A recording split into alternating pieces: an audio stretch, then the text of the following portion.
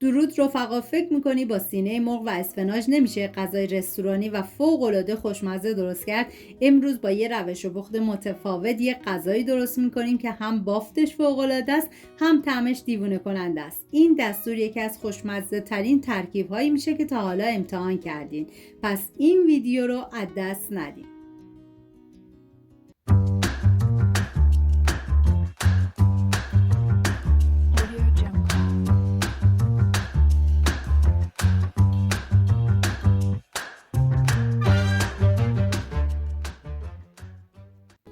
عدد پیاز رو به صورت نگینی ریز خورد میکنم. این غذا برای 4 نفر در نظر گرفته شده. شما به اساس تعداد نفرات مواد رو کم یا زیاد کنید. من اندازه ها رو هم در طول ویدیو میگم، هم داخل دیسکریپشن نوشتم. داخل تابه مقداری کره میریزم. بعد از داغ شدن پیاز ریز شده رو میریزم، هم میزنم، زمان میدم تا پیاز تف بخوره. من پلو مخلوط های زیادی درست کردم و همچنین غذاهایی که با مرغ درست میشه. لینکش رو داخل دیسکریپشن گذاشتم. دوست داشتید ببینید درست کنید و از خوردنش لذت ببرید. نیاز به 400 گرم سینه مرغ داریم که طبق ویدیو خورد کنید. من از سینه مرغ استفاده کردم، ولی شما میتونید ترکیبی از ران و سینه مرغ هم استفاده کنید که این دیگه کاملا سلیقه‌ایه.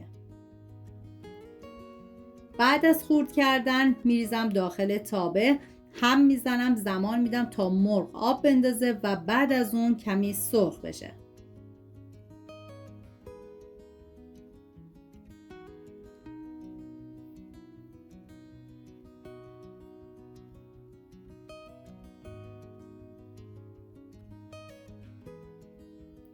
نوبت اضافه کردن ادویه هست، شامل پودر تخم گشنیز، فلفل سیاه، زردچوبه، پودر سیر و نمک. هم میزنم، میذارم ادویه ها تف بخورن، عطر ادویه ها آزاد بشه. نیاز به 400 گرم اسفناج داریم که من اسفناج تازه نداشتم و از فریزری استفاده کردم. اسفناج رو به مرغ اضافه میکنم و بعد سر تابر میذارم تا یخ اسفناج باز بشه و بعد از اون هم میزنم همه مواد با هم دیگه مخلوط بشن و بعد میذارم آب اسفناج گرفته بشه، اسفناج سرخ بشه. اگر عاشق پلو مخلوط هستین، این تحچین اسفناج با مرغ رو حتما امتحان کنین چون ارزش رو داره.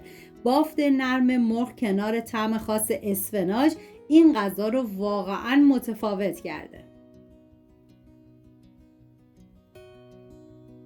بعد از اینکه اسفناج تف خورد، یک قاشق غذاخوری رو بنان ملس میریزم و بعد هم میزنم تا همه مواد با هم دیگه مخلوط بشن و بعد دیگه حرارت رو خاموش میکنم، میذارم مواد کمی خنک بشن.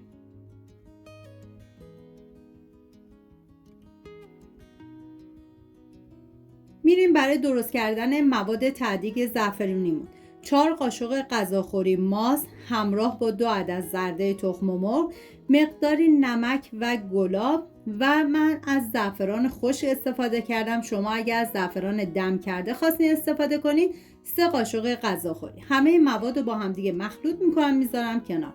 داخل قابلمه آب ریختم. بعد از به جوش اومدن 3 پیمان نصفی برنج که 2 ساعت قبل خیس کردم میریزم داخل قابلمه. همیشه گفتم برای انواع پلو مخلوط باید برنج رو کمی زنده تر آبکش کنید.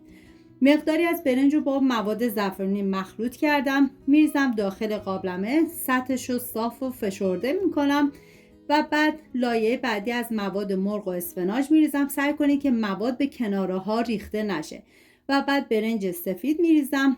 همین کار رو تکرار میکنم تا لایه آخر برنج و بعد میذارم به مدت 1 ساعت و 15 دقیقه دم بکشه. اینم از تحچین اسفناج پلوی ما. امیدوارم این روش پخت رو امتحان کنین و طعم فوق‌العاده‌اش لذت ببرید. اگه درستش کردین حتما برام بنویسید نتیجه چطور شد. سپاس از همراهی همیشگیتون. تا دستور خوشمزه بعدی مراقب خودتون باشید. تا درودی دیگر، بدرود.